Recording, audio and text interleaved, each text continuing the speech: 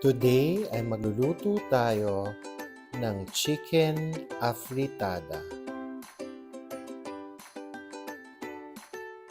Magsimula na tayo. Sa ating kaserola ay gigisa natin ang ating bawang,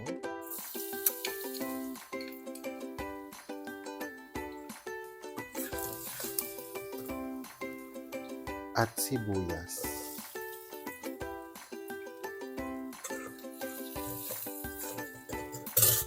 Kapag translucent na ang ating sibuyas ay pwede na natin ilagay ang ating chicken. Isasangkutsa lang natin itong mabuti para mawala ang lansa ng manok. Magsiseason na rin tayo ng salt at pepper.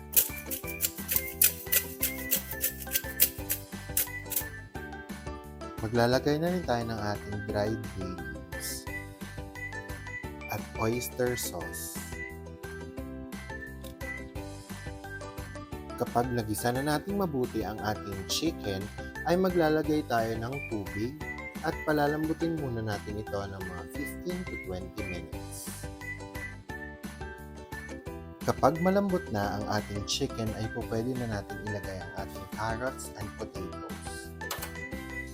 Palalambutin lang natin ulit ito. Kapag malambot na ang ating gulay, ay pwede na natin ilagay ang ating tomato paste, tomato sauce, at liver spread.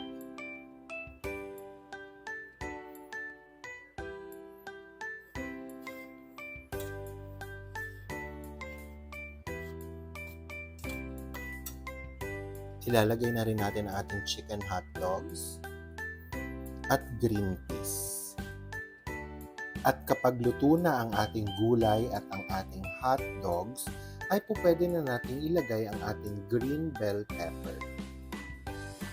Pwede na rin natin itong patayin sa apoy. At ready na ang ating chicken afritada. For more cooking and baking videos, please subscribe to my YouTube channel, AJ Karel, and please don't forget to hit the like and share button and the notification bell para updated kayo lagi sa aking mga videos. Salamat!